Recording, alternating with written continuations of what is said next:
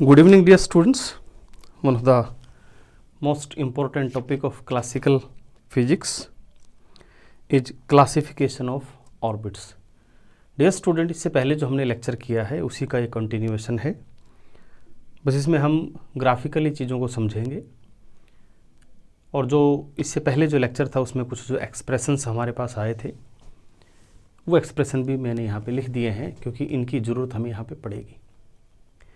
So dear student, एक expression हमारे पास था इफेक्टिव पोटेंशियल का, that effective potential is potential plus an additional term which we can say it's centrifugal term, and for a particular case we can consider inverse square force. Means we are considering a specific case or a particular case in this topic. जैसे हमारा Newton's law of gravitation आपने पढ़ा, वो एक inverse square force का एक बहुत अच्छा एग्जाम्पल है. इसी तरह इसका जो हमारा दूसरा एग्जाम्पल है वो है the force between the electrostatic force between two charge particle which is govern by और which is expressed by Coulomb's law. वो भी हमारे पास एक इनवर्स स्क्वायर फोर्स का बहुत ही अच्छा एग्जाम्पल है. तो यहाँ पे हम जो डिस्कस करने वाले हैं वो हम करने वाले हैं अबाउट इनवर्स स्क्वायर फोर्स और inverse square law of force which can be termed as F is equal to some constant divided by R square. तो प्यारे बच्चों, कोई भी हमारे पास इनवर्स स्क्वायर फोर्स है उसका जो पोटेंशियल होगा वो इस रूप में होगा माइनस के by R. means this V is minus K by R. R is distance from the center of the force and K is some positive constant depending on the situation. Here situation means if we are considering two massive body or we are considering gravitational force, then this K will be different and it will be different from the expression for Coulomb's law for two point charges. So this K depend on the nature of the situation. प्यारे बच्चों, जो हमारा potential हमने लिया है वो है हमारा माइनस के बाई आर. तो इस एक्सप्रेशन में हमने इनवर्स स्क्वायर फोर्स का पोटेंशियल यहाँ पे सब्सटीट्यूट किया, तो ये जो एक्सप्रेशन थी वो हमारी ये बन गई है. अब हमने क्या किया प्यारे बच्चों, जो इफेक्टिव पोटेंशियल था उसको हमने ग्राफिकली प्लॉट किया विद आर. तो प्लॉट क्या करना है कि this effective potential is actually the sum of these two terms. First term is negative, second term is positive. Negative means जो माइनस के बाई आर टर्म है, ये जो टर्म है ये एक प्रकार से आप समझ लो एक नेचर ऑफ फोर्स यहाँ पे हमें दिखाता है और ये जो है अट्रैक्टिव नेचर ऑफ फोर्स हमें दिखाता है. यानी ये जो पोटेंशियल हमारे पास आई है माइनस के बाई आर, ये अट्रैक्टिव नेचर ऑफ फोर्स के कारण आई है. अगर ये पॉजिटिव होता, यहाँ पे प्लस होता, तो ये एक repulsive nature of force show करता. तो हमने जैसे एग्जांपल लिया है ग्रेविटेशनल फोर्स का, तो ग्रेविटेशनल फोर्स एक अट्रैक्टिव फोर्स होता है नेचर में, तो ये अट्रैक्टिव टर्म है. और ये जो सेंट्रीफ्यूगल टर्म आप देख रहे हैं जो कि पॉजिटिव टर्म है, ये शो करती है कि इसके कारण जो फोर्स होगा वो रिपल्सिव नेचर का होगा, यानी that force will act away from the centre of the force. And this term minus K by R indicate that the force term due to this will be attractive in nature or force will always directed towards the center of the force. Now dear student, अब graphically हमने सबसे पहले एक दो perpendicular axis लिए, एक तरफ हमने R ले लिया which is the distance और दूसरी तरफ हमने V इफेक्टिव लिया. सो वी इफेक्टिव हमने देखा कि यहाँ पर दो टर्म से बना हुआ है माइनस के बाई आर और L square by two M R square. तो हमने पहले इन दोनों टर्म्स को एक प्रकार से इस पे प्लॉट किया. तो ये जो आप देख रहे हैं ये सेंट्रीफ्यूगल टर्म है, इसका बिहेवियर इस प्रकार से होगा और ये हमारा माइनस के बाई आर टर्म है, इसका बिहेवियर ऐसे होगा. नेगेटिव है तो ये इस क्वाड्रेंट में आएगा, पॉजिटिव है तो ये इस क्वाड्रेंट में आएगा. दोनों ही इनवर्स डिपेंडेंस है दोनों में आर का, बट डिफरेंस क्या है कि एक में आर स्क्वायर का डिपेंडेंस है, एक में आर का डिपेंडेंस है. अब देखिए सेंट्रीफ्यूगल टर्म में आर स्क्वायर का डिपेंडेंस है और इसमें आर का डिपेंडेंस है. तो अगर आप आर की वैल्यू बढ़ाते हैं तो दोनों की वैल्यू, अगर हम सिर्फ इस क्वांटिटी की बात करें, अगर आप r बढ़ाएंगे तो ओवरऑल इसका वैल्यू घटेगा, और इसमें अगर आप r बढ़ाएंगे तो देखिए k/r तो घटेगा, बट आगे माइनस साइन होने से क्या है कि ये बढ़ेगा। तो हो क्या रहा है कि ये जो टर्म है ये r बढ़ाने से घट रही है और ये बढ़ रही है। तो आप इसके जो ग्राफ देखेंगे, इस ग्राफ में भी आपको साफ दिख रहा है कि ये जो सेंट्रीफ्यूगल टर्म है हमारी, जैसे जैसे हमारा r बढ़ा है ये घटा है, और प्यारे बच्चों थोड़ा तेजी से घटा है क्योंकि इसमें r² है। इसमें क्या है प्यारे बच्चों कि ये आगे माइनस साइन होने के कारण, क्योंकि लास्ट तक रहेगा तो नेगेटिव, लेकिन ये आप देखेंगे कि बढ़ा है। बट जैसे जैसे हम r का वैल्यू बढ़ाएंगे, if r tends to infinity, तो फिर ये दोनों जो है टर्म हमारी, ये और ये दोनों जीरो की तरफ अप्रोच करेगी, यानी ये जैसे आगे जाएगी बहुत इन्फिनिटी पे जाके it will meet this point, और ये भी इस पॉइंट पर मीट करने की कोशिश करेगी। और प्यारे बच्चों यहाँ देखेंगे कि ये मैंने थोड़ा सा इसमें पास दिखा, ये दूर दिखा, क्योंकि इसका जो नेचर है वो थोड़ा फास्ट है। आप देखें क्योंकि इसमें r² का डिनोमिनेटर में r² है, इसमें क्या है r है। सो इसका जो नेचर है फॉल होने का वो थोड़ा सा एक प्रकार से फास्ट है, आप ये कह सकते हैं। अब इन दोनों का जो कंबाइंड इफेक्ट है वो हमारा v इफेक्टिव ये है। तो आप इसको कैसे समझ सकते हैं? देखिए जब r की वैल्यू कम होती है तो ये फैक्टर डोमिनेट करता है, ये वाला, ठीक है, और ये क्या है पॉजिटिव फैक्टर है। जब r की वैल्यू कम होगी तो वो डोमिनेट करेगा और वो पॉजिटिव चीज है, तो आप देखेंगे कि जो इन दोनों का जो सम होगा इसका और इसका वो पॉजिटिव आएगा, क्योंकि ये कम है, अभी ये लेस डोमिनेटिंग है, ये मोर डोमिनेटिंग है, मोर डोमिनेटिंग पॉजिटिव टर्म है, तो आपका जो ओवरऑल रिजल्ट होगा दैट विल बी पॉजिटिव। तो जो भी इफेक्टिव है आप देख रहे हैं कि जब r की वैल्यू कम है तो वो पॉजिटिव है, लेकिन जैसे जैसे आप r की वैल्यू बढ़ाते जाएंगे उसका डोमिनेंस, इसका डोमिनेंस कम होता जाएगा और इसका डोमिनेंस बढ़ता जाएगा। तो ओवरऑल क्या होगा कि इसका डोमिनेंस घटने का मतलब है कि जो पॉजिटिवनेस है v इफेक्टिव में वो कम हो रहा है, नेगेटिवनेस बढ़ रहा है। तो आप देखेंगे कि ये v इफेक्टिव ऐसे ऐसे घटता जा रहा है, और एट ए पॉइंट जब दोनों का डोमिनेंस बराबर हो जाता है तो एक दूसरे के इफेक्ट को नलिफाई करेंगे and you will get zero. v effective is zero at this point. Then अब आप r की वैल्यू बढ़ा रहे हैं तो जो डोमिनेंस है वो -k/r का वो बढ़ जाएगा, जो नेगेटिव टर्म है हमारी उसका डोमिनेंस बढ़ जाएगा, और डोमिनेंस बढ़ने का मतलब है कि अब जो ओवरऑल जो इफेक्ट होगा वो नेगेटिव होगा। तो आप देखेंगे कि हमारा नेगेटिव में चला है। Then this at this point we have a minimum value for v prime, and then it will start increasing and it is also going to 0 at r tends to infinity। यानी तीनों के तीनों converge हो गए zero पे जाएंगे when r tends to infinity, क्योंकि जब ये जीरो पे जाएगा ये जीरो पे जाएगा तो बेस्ट बात है उनका दोनों का सम भी किस पे जाएगा, जीरो पे जाएगा। तो ये हमारे पास इफेक्टिव पोटेंशियल का ग्राफ है, ठीक है, तो जिसको हम फिक्टिशियस पोटेंशियल भी कहते थे। अब जो हमारा पार्टिकल है विच इज मूविंग, देखिए अगर आप इससे 2-3 लेक्चर पीछे के देखेंगे, जस्ट इससे पहले का और उससे पहले के लेक्चर आप देखेंगे, तो एक्चुअली हम कर क्या रहे थे कि हम एक प्रॉब्लम थी जो 3 डायमेंशनल प्रॉब्लम थी। जब हमने central force, conservative centre force consider किया तो हम उसको 2 डायमेंशनल में कन्वर्ट किया, फिर 2 डायमेंशनल से हम उसको 1 डायमेंशनल में ले आए। तो 1 डायमेंशनल में जब हम लेके आए तो किया क्या था, हमने ये कहा था कि भाई इसको एक पोटेंशियल मान लो, जिसको हमने इफेक्टिव पोटेंशियल कहा था, और हम ये कंसीडर कर सकते हैं कि जो हमारा पार्टिकल है that is moving under this effective potential. So our problem for 3 degree of freedom reduces to 2 degree of freedom and then finally reduces to 1 degree of freedom. So आप यहाँ पे इसलिए केवल r को कंसीडर कर रहे हैं, ठीक है।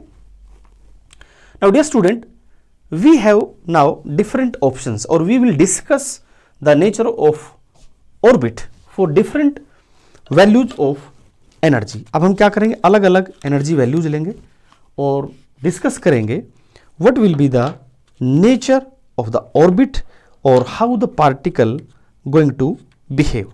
ओके डियर स्टूडेंट्स, तो सबसे पहला मैं यहाँ पे लेता हूँ एक energy E1।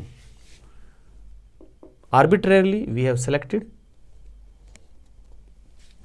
A particle with energy E1। तो आप देखेंगे कि this energy E1 is positive, it is greater than 0। Now if we have a particle with energy with some positive energy, and this particle is moving under this effective potential V prime. Then how this particle will behave, or what will be the nature of the orbit? It will going to एक प्रकार से ये कि किस प्रकार का ये orbit जो है ये बनाएगा।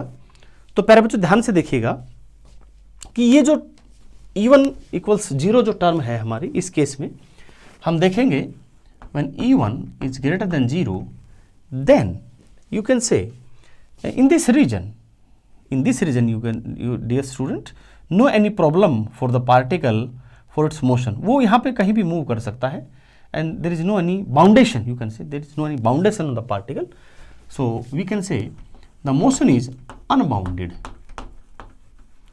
Here dear student, we have to consider a very important point. We are considering here the motion of the particle under effective potential. This is actually not representing the actual motion. ये ध्यान रहे, this is not representing the actual motion. This motion is of a particle moving under this potential. थोड़ा सा इसमें हम clear कर दें इस बात को। अब प्यारे बच्चों हम इस पॉइंट को थोड़ा देखिएगा। इस पॉइंट पर अगर आप देखेंगे तो इस पॉइंट से इधर का जो रीजन है, इधर वाली साइड में, तो अगर आप यहाँ इस रीजन की बात करेंगे, इन दिस रीजन आवर E1, या ये कह सकते हैं कि this region is not feasible for our particle, क्योंकि अगर आप इस रीजन में जाते हैं, जो आपका जो E1 है, it is less than, you can से इन दिस रीजन पर्टिकुलरली अगर हम बात करें, पर जो इस पीछे वाले रीजन में क्या होगा कि जो हमारी काइनेटिक एनर्जी है पार्टिकल की, that will becomes negative, and negative kinetic energy means imaginary velocity. As you know, half mv² is the formula for kinetic energy, and if this is negative then v will be imaginary. So हमारा जो particle वो यहाँ पर कहीं भी घूम सकता, कोई इसमें इशू नहीं है। और आप ये इस एक्सप्रेशन से आप देख सकते हैं कि अगर हमारा जो E है v डैश से अगर कम हो जाए, अगर मैं इस एक्सप्रेशन में थोड़ा सा इसको ऐसे ग्राइंड अप करता हूँ, E minus V prime is half m r dot square. तो प्यारे बच्चों ये जो मैं E ले रहा हूँ, अगर ये v प्राइम से कम हो गया, अगर E v प्राइम से कम हो गया, तो ये जो टर्म आएगी नेगेटिव आएगी। ये नेगेटिव टर्म आने का मतलब ये हुआ कि काइनेटिक एनर्जी नेगेटिव, जो r का जो वैल्यू आएगा that will be imaginary. r dot का, I am sorry, this is not for r, this is r dot velocity, r dot जो है हमारा that will be imaginary, and that is not possible.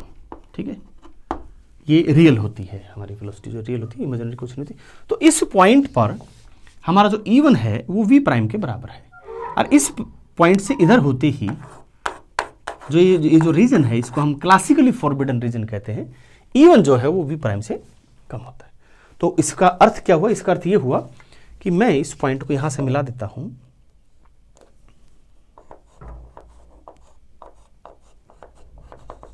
ठीक है, and this point is से R1।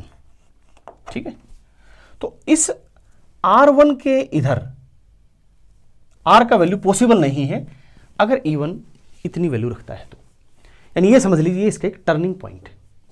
ठीक है, जैसे चौक है, अब इस चौक का आप देखिएगा, चौक कहीं भी हो सकता, बट ये जो बोर्ड है ना, इसके उधर का जो वैल्यू है वो पॉसिबल नहीं है। So the same situation is here, particle can have any value of R।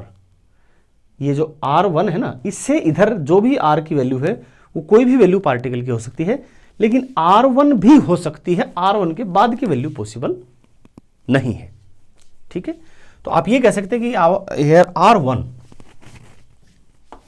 Is turning point, आप ऐसा कह सकते हैं, इट इज टर्निंग पॉइंट, क्योंकि इससे कम इसकी वैल्यू पॉसिबल नहीं है। Means R can be greater than R1 but R cannot be greater than less than R1। ठीक है, R1 से छोटा नहीं हो सकता। और जिसको मैंने क्या कहा, क्लासिकली फॉरबिडन रीजन, और प्यारे बच्चों, थोड़ी सी अगर मैं यहाँ से विषय से हट के बात करूँ तो क्वांटम मैकेनिक्स में ये आप जानते हैं कि ये पॉसिबल है कि वो ये जो फॉरबिडन रीजन है वो उसमें भी पार्टिकल थोड़ा सा पेनिट्रेट कर जाता है, जिसको हम पोटेंशियल स्टेप कहते हैं। तो एक रफ भाषा में हम ये कह सकते हैं कि ये एक प्रकार का स्टेप है, पोटेंशियल स्टेप है, जिसमें पार्टिकल बिल्कुल नहीं जा सकता, and the probability of finding the particle in this region is zero for a classical particle. But quantum mechanically ये पॉसिबल है कि आपको पार्टिकल यहाँ पे मिल सकता है। ठीक है, चलिए इसमें अब थोड़ा हम और आगे बढ़ते हैं। अब ये सिचुएशन को हम समझें कैसे। आप इसको ऐसे समझिएगा कि जैसे मान लो ये हमारा सेंटर ऑफ फोर्स है यहाँ पे, this is a centre of force, ठीक है, और हमारा पार्टिकल आ रहा है इस प्रकार से, तो ये पार्टिकल हमारा यूं आएगा और इस फोर्स के प्रभाव से वो यूं इसका रास्ता मुड़ जाएगा। इसमें जो मिनिमम आर है, आर, दिस इज R1, तो आप देखेंगे कि R का कोई भी वैल्यू पॉसिबल है, बट R1 से कम वैल्यू इसका पॉसिबल नहीं है। तो सेंट्रीफ्यूगल टर्म है वो इस पे आप ये कह सकते हैं कि ये इसको एक प्रकार से घुमा देगी, और घुमाने के बाद ये ऐसे चला जाएगा, बट इससे नज़दीक ये इस सेंटर ऑफ फोर्स के नहीं आ सकता, which is it is not possible. This is your turning point. At this point E is equal to effective potential, ये आप इसमें ऐसा कह सकते हैं। इसमें थोड़ा और एक और चीज़ हम समझेंगे यहाँ पे। जो यहाँ पे मैं एक लाइन ऐसे अपनी मर्जी से यहाँ कहीं भी खींच देता हूँ, यहाँ खींच देता हूँ, इस, हाँ ये ठीक है। ये जो लाइन देख रहे हैं आप,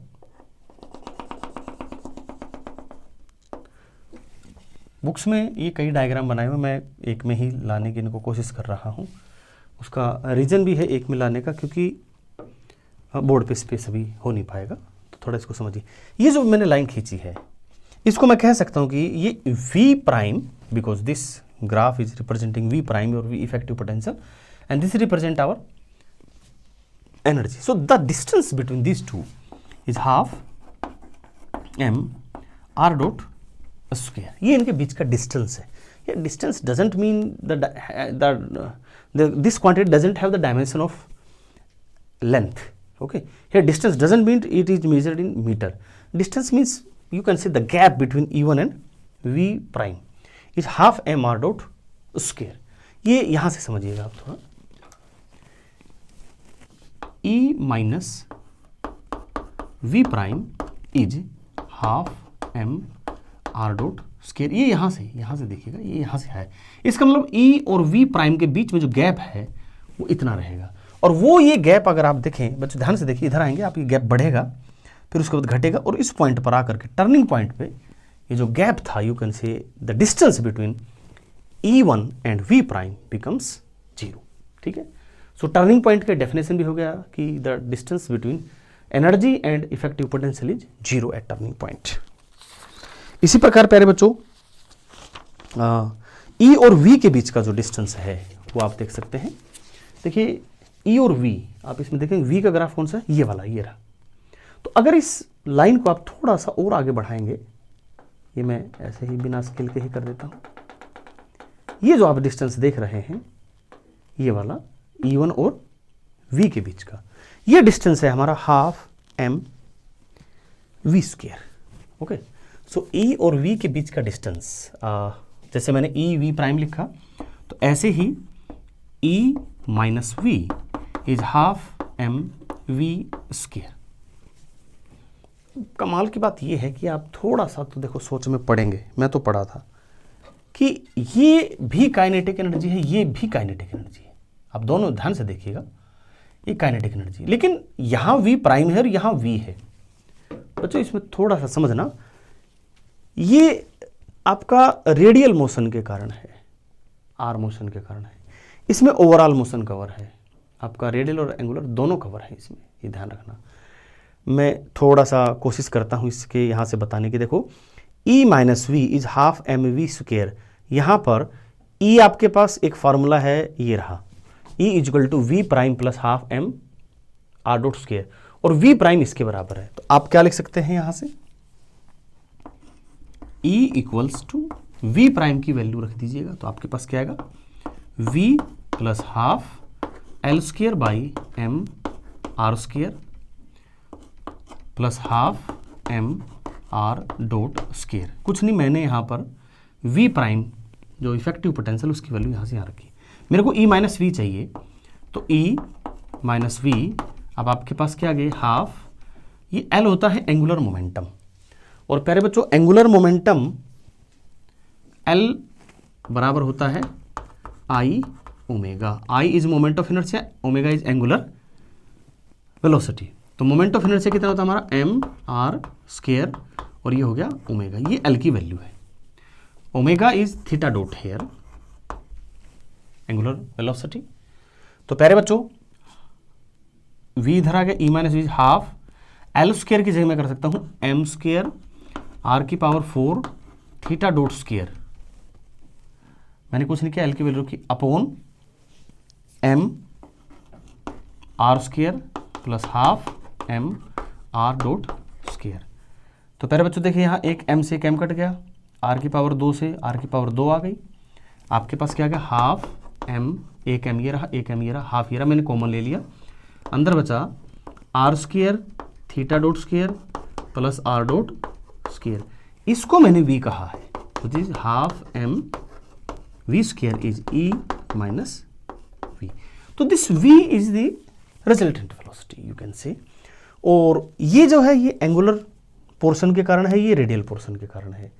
तो आप ये जो है ना ये हमारा एक्चुअली में वी स्क्वायर है।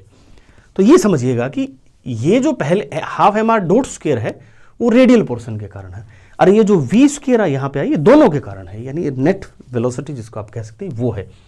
तो इवन और इसके बीच का जो डिस्टेंस है, ये जो येलो में मैंने थोड़ा सा खींचा है, आप हल्का ही खींचा है, ये डिस्टेंस है हमारा हाफ एम वी स्क्वायर का।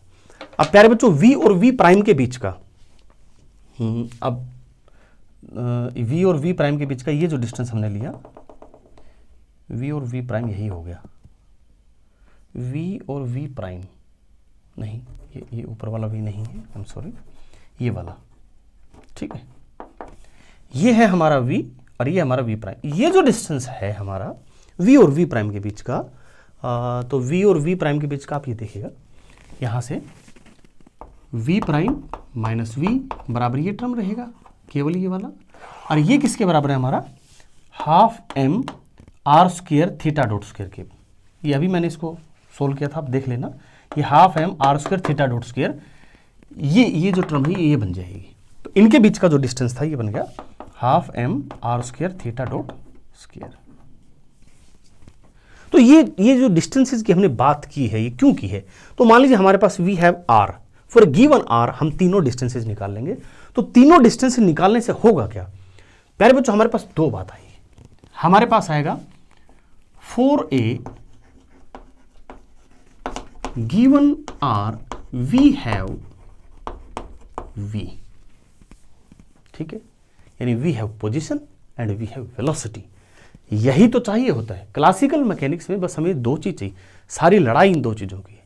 अगर ये दो चीज हमें पता लगी तो हम ऑर्बिट आराम से बता सकते हैं, ठीक है। तो क्वांटिटेटिवली अगर हम देखें तो ये जो ग्राफ है ये हमें इस प्रकार से हमारी मदद करते हैं to find the nature of the orbit and shape of the orbit, ठीक है प्यारे बच्चों। तो ये जो सारा जो डिस्टेंस का हम सीख रहे हैं उसका अर्थ ये था कि we got R and V, और आर और वी आ गया तो हमारे पास सारी चीज आ गई। थोड़ा सा यहाँ से फिर मैं आपको क्वांटम मैकेनिक्स में लेके चलता हूँ। वहाँ भी किस चीज़ की लड़ाई है? वहाँ भी बच्चों पोजीशन की और वेलोसिटी की है। बस वेलोसिटी को मास से गुणा कर देते हैं तो क्या बन जाता है वो लीनियर मोमेंटम। तो प्यारे बच्चों वेलोसिटी क्या है? Velocity is nothing but momentum in terms of mass, ठीक है। तो वहाँ पोजीशन और मोमेंटम की लड़ाई है, ओके। अब पोजीशन मोमेंटम का थोड़ा सा ध्यान देखो, अगर वहां हमें पोजीशन और मोमेंटम पता लग जाता है तो पहली बात तो क्या है कि आप पता कर नहीं सकते, क्योंकि पोजीशन और मोमेंटम साइमल्टेनियसली पता करने के लिए आपके ऊपर एक बंदिश लग जाती है जिसको हम क्या कहते हैं, हाइजेनबर्ग अनसर्टेनिटी प्रिंसिपल। ध्यान करो, वो उसमें क्या बताया जाता है कि you cannot simultaneously measure the position and the momentum of A particle at A given time. यहां वो पॉसिबल है। So for a given at any time you know R and V, and if you know R and V, you know everything about it, and you are damn sure about the outcome. and you are 100% sure about your result. But in that case आप R और P में ही उलझ जाएंगे, एक को ठीक करने चलेंगे दूसरा गड़बड़ करेगा, दूसरे को करने, यानी एक मिनिमम है अनसर्टेनिटी, उससे बाहर आप जा नहीं सकते। और मिनिमम अनसर्टेनिटी अगर उसमें है हमारा इन of the order of Planck's constant, फिर हमारा जो आउटकम है ना, फिर वो श्योर नहीं आएगा। ठीक है, जैसे मान लीजिए एक पेशेंट डॉक्टर के पास जाता है और डॉक्टर उससे पूछता है क्या समस्या है, अगर वो ढंग से अपनी समस्या नहीं बता सकता तो डॉक्टर भी आइडिया से दवाई देगा, एंड इट मे और may not work. So in the same way, if we do not know about the position and momentum exactly, we cannot predict the result exactly. So हम भी फिर क्या है, तुक्का मारेंगे, हम भी क्या है, हमारा रिजल्ट भी क्या होगा, प्रोबेबिलिस्टिक होगा। That's why quantum mechanics is probabilistic. चलिए फिर से हम इसी पे आते हैं, अब हम आगे बढ़ते हैं बच्चों। तो ये हमारा E1 के केस में हुआ। अगर हमारी एनर्जी E1 से मान लो अगर हम थोड़ा इधर आते हैं, अगर हम यहाँ आएंगे तो इससे बच्चों कोई खास फर्क नहीं पड़ना, सिर्फ फर्क पड़ना किस पे, टर्निंग पॉइंट पे। हमारा टर्निंग पॉइंट थोड़ा सा बढ़ गया। अगर हम एनर्जी इतनी लेंगे, again there is no any कोई खास फर्क नहीं है, हमारा सिर्फ टर्निंग पॉइंट बढ़ रहा है। In the same way when E1 is 0, this corresponds to E1 equals 0, again the motion is of this type. तो आप कुछ नहीं है, अगर आप यहाँ पे करेंगे तो टर्निंग पॉइंट आपका ये हो जाएगा, यानी वो बढ़ गया। बस अगर E0 ले लिया तो ये आएगा इस प्रकार से, और R की वैल्यू बढ़ जाएगी। कोई खास इसके क्वालिटेटिवली कोई खास फर्क नहीं पड़ रहा, क्वांटिटेटिवली जस्ट R का वैल्यू चेंज हुआ है। ठीक है, तो आप जैसे नीचे जाएंगे कोई विशेष फर्क नहीं, हाँ जहाँ फर्क पड़ेगा वो यहाँ से पड़ेगा। अगर हम इसकी value, this one is not E1 E2 से हम ये ले लेते हैं, ये थोड़ा एक इंटरेस्टिंग केस बनता है। अगर पार्टिकल की एनर्जी इतनी है तो इसको मैंने कहा E3। अब ये देखिएगा, ये जो है ये नेगेटिव आ गई है। ठीक है, क्योंकि E1 0 से ज़्यादा थी, ये 0 थी, ये 0 से कम है। यहाँ एक थोड़ी सी इंटरेस्टिंग बात बनती है, और वो क्या बात बनती है प्यारे बच्चों, ये जो आप देखेंगे कि ये दो पॉइंट आ गए हमारे पास। एक्चुअल में यहाँ पे 2 टर्निंग पॉइंट आ गए, ये और ये। ठीक है, वैसे तो देखो R1 में इसको कह चुका हूँ, लेकिन अब क्योंकि डायग्राम मैंने अलग नहीं बनाया, ठीक है, आपकी बुक में तो क्या है कि डायग्राम अलग अलग बनाए हर एक केस की, मैंने इसी में कर दिया। तो मैं इसको आपकी बुक के अकॉर्डिंग इसको मैं R1 कह देता हूँ, इसको मैं R2 कह देता हूँ। अब वो पुराने वाले केस को भूल जाओ। तो इस केस में आप क्या देख रहे हैं कि जो पार्टिकल है now it has bounded motion. ये अब हमारा E3 के केस में क्या है, मोशन इज बाउंडेड। बाउंडेड क्यों है कि जो R है उसकी वैल्यू R2 से तो कम रहेगी या बराबर रहेगी, और R1 से ज़्यादा रहेगी या बराबर रहेगी। यानी पार्टिकल यहाँ हो सकता है, यहाँ हो सकता है, अब इससे इधर नहीं हो सकता और ना ये इधर हो सकता। तो आप ये कह सकते हैं कि एक क्लासिकली फॉरबिडन रीजन है ये और ये। ठीक है, अब वो पार्टिकल आपका इधर ही रहेगा, ऐसे ऐसे R1 और R2 के बीच में। ठीक है, जरूरी नहीं कि क्लोज होती है। देखो ये जो बात जरूरी है, the orbit may not be closed, the orbit may not be closed. Closed का मतलब ये जरूरी नहीं कि वो सर्कुलर शेप या इस तरह की शेप लेके वो वहीं पे आए, बट बाउंडेड रहेगा, ये कंफर्म है।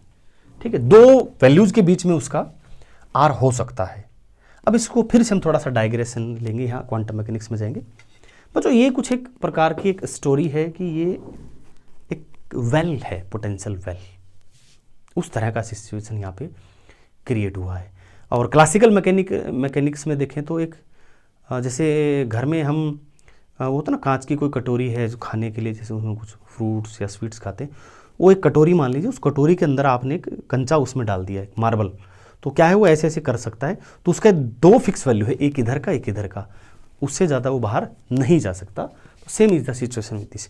अब इसको डायग्राम से समझें तो मैं इसका डायग्राम यही बना देता हूँ।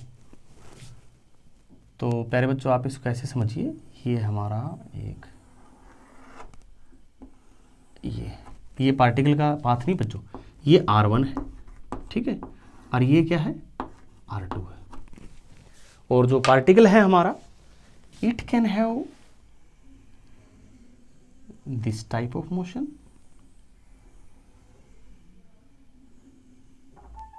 Okay, it can have any type of, आप यहां से कंसिडर कर सकते हैं, यूं हुआ, ऐसा भी हो सकता है, ठीक है, कैसे भी इसमें ले। बात यह है कि ये जो दोनों मैंने लाइन खींची है, R2 से बाहर नहीं गई और R1 से अंदर नहीं गई, उनका कोई भी वैल्यू हो सकता है इसके अंदर, लेकिन इससे बाहर नहीं जा सकती और R1 से अंदर नहीं जा सकती। ये सिचुएशन यहाँ पे हमारी हो गई, ठीक है। फिर आगे हम जाएंगे तो कुछ नहीं फर्क पड़ना, क्वांटिटेटिवली चेंज होना है, R1 R2 का वैल्यू चेंज होना है। अगर हम एनर्जी इतना ले लेंगे, अगेन R1 R2 का वैल्यू चेंज होगा, but there will be no any difference on the shape of the orbit. अगर हम इस पॉइंट की बात करें, ये E4, ठीक है, ये एक इंटरेस्टिंग पॉइंट बनता है हमारा।